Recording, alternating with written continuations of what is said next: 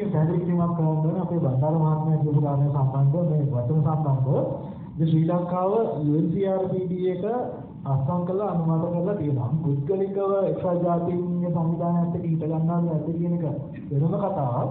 නමුත් රටක් විදිහට අපි එක්සත් ජාතීන්ගේ සංවිධානය සමග ඒ සම්බන්ධයෙන් ඉදිරියට තියෙන නිසා ආබාධ සහිත කියන වචනේ තමයි සම්මත වචනේ බවට පත් වෙලා තියෙන්නේ. මම හිතන්නේ කවුරුත් බය වෙන්න ඕනේ නැහැ. කොයි ආයතනයේ කොයි සංවිධානයේ ඔබට කොයි විදිහට කියන්නේ කිව්වා මේ කුමාර මහත්මයාත් එක්කව මේ බය නැතුව ආබාධ සහිත ප්‍රජාව කියන එක පාවිච්චි කරන්න මම හිතන්නේ දැන් අවකාශය තියෙනවා.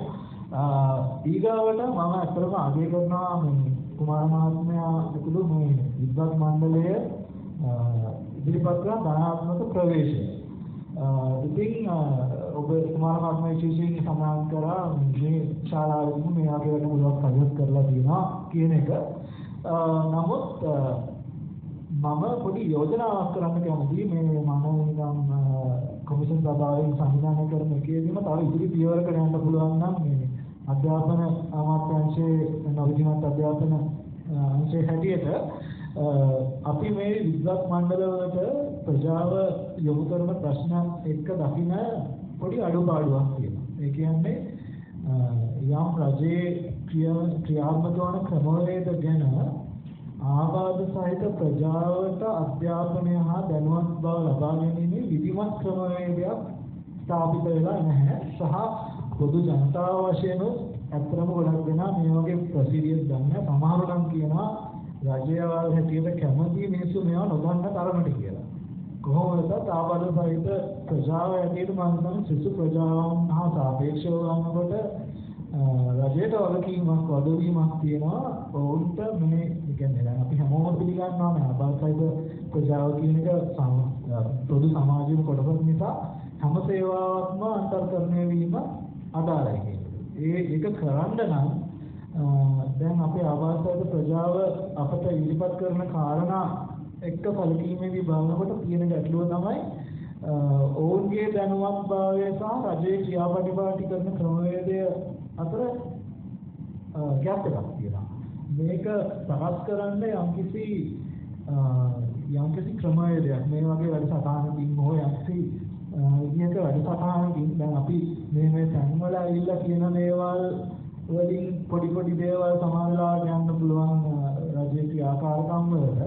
නමුත් එහෙම නැතුව මනා සංවිධිත ක්‍රමවේදයේ විශේෂ අධ්‍යාපන අමාත්‍යාංශය වගේ තැනකින් ඒ වගේ දෙයක් සංවිධානය කරන්න පුළුවන් නවීනමත් අධ්‍යාපනයක් සිද්ධ වෙනවා. අපි කුමාර මහත්මයාට මතක ඇති පසුගිය අවුරුදු කිහිපේ අපි ජනමාන ආයතනයක් එක්ක ඔබත් සමග සාකච්ඡා කරා මේ ආබාධිත පුද්ගලයන් පමණක් නෙවෙයි අවුරුදු 18කට වැඩිහිටි පුද්ගලයන්ගේ අධ්‍යාපන කටයුතු සඳහා කොයි විදිහේ මැදිහත් වීමක්ද ඔබ අංශයෙන් වගේ වෙන්නේ කියලා. ඉතින් මේ ක්‍රියාවලියේ කොටසක් විදිහට අපිට හැකියාවක් තියනවාද? ඒ වගේ කියන්නේ මේකත් අධ්‍යාපනයේම කොටසක් දැනුවත් වීම කියන්නේ. ඒ නිසා සංවිධාන හා මේ රජයත් එක්ක වැඩ කරන විවිධ ආබාධිත සම්පත් පුද්ගලයන්ව එකතු කරලා මේ රජයේ ක්‍රියාපටිපාටි හැම ආයතනයකින්ම මෙන්න මේ විදිහටයි වෙන්නේ.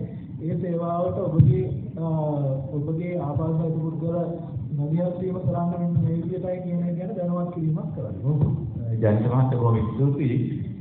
එකක් ඔබ අහන්නේ විශේෂයෙන්ම මම මේකට දෙන පළවෙනි කෙටි පිළිතුර දෙන්න. අපේ රටේ ජනතාව දැනුවත්භාවය අඩු බවක් කියන එක එකඟයි. මොකද මේ අපි දැන් එකඟයි මම දන්නේ කොහොමද ආබාධිත කියන වචනේ පාවිච්චි කරන්නේ. ආබාධ සහිත. හරි ආබාධ සහිත. හරි. එහෙනම් ආබාධ සහිත පුද්ගලයන් සඳහා වූ වැඩසටහන් පිළිබඳව කතා කිරීමේදී පළවෙනි දේ තමයි මම යෝජනා කළා බොහෝ විට මේක වෙනස් කරන්න ඕනේ අපි ආකාශයේ වෙනස්කම් ලැබෙයි. උදාහරණයක් කියනවා මේක කෙටියෙන් ඉවර කරන්න පහුගිය දවසක මම ජෝබට මෙතන වැඩසටහනක් කරනකොට මම ඉස්සරහ දරුවෙක්ව A8යි D එකක් ගත්ත රෝදපුටින් යන දරුවෙක්ව මෙතෙන්ට ගෙන්නලා ප්‍රවාහන අමාත්‍යාංශ සෞඛ්‍ය අමාත්‍යාංශ ප්‍රජා සෞඛ්‍ය අංශය මේ අංශ කොට රටේ අන්තර්කරණය කියන එක තනියම යන්න බැහැ කියන එක අපි හැමෝම පිළිගන්නවා. ඒ නිසා අපිට අන්තර්කරණයේ කොටසක් තමයි අන්තර්කරණ අධ්‍යාපනය කියන්නේ. අන්තර්කරණ අධ්‍යාපනයේ මට තනියම යන්න බැරි නිසා මේ සියලු අමාත්‍යාංශ එකතු කරගෙන තමයි මෙතන වැඩසටහන පැවැත්වුවේ. ඉතින් සමහර ආයතන වලින් සහභාගී වුණේ නැහැ. ප්‍රවාහන අමාත්‍යාංශයටත් අපි ආරාධනා කරන අපේ ඒකාම්බරේ ආවා. ඒ වගේම සෞඛ්‍ය අමාත්‍යාංශයෙන් ආවා. මේ ඔක්කොම එකතු වෙලා මම මාස්ටර් ප්ලෑන් එකක් හදලා තියෙනවා අවුරුදු 10කට. මම මේක අද කෙටු මේක දෙනවා අපේ සභාපතිතුමන්ට මේක කොටස තේමා 4ක් අරගෙන කරලා තියෙනවා. මොකද මේක අර කමිටුවට ගොඩක් ප්‍රයෝජනවත් වෙවි. අනාගතයේට මේක කතා කරන්න. ඒ නිසා මාස්ටර් ප්ලෑන් එකේදී මම පළවෙනි යෝජනාව තමයි මේ ආකල්පනේ වෙනස හදන්න. අර ගෙනාපු දරුවා මම ඉස්කෝලේට යනකොට ජනිත මහත්මයා හිටියේ උඩ තත්ත්වේ. අම්මා උස්සන් යන්නේ පන්තිට. උස්සස්තල ළමයි. විදුහල්පතිත් එක්ක කතා කරලා ඒ සතියේම ළමයා පහළ පන්ති කාමරයකට ගත්තා. මේ අත කතාව. ඊයේ ඊටපස්සේ ඔක්කොම කතා කළා.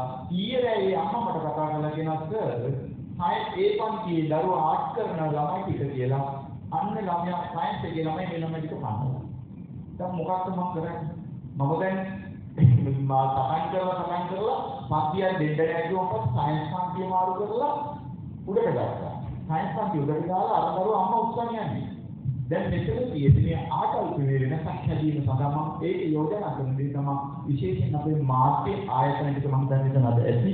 මෙන්න මේ ප්‍රජාවට ආබාධිත සමිත වූවන් කියන මේ කණ්ඩායමට අපි ශක්තියක් වෙන්න ඕනේ කියන මහජන පණිවිඩය ආයිතු.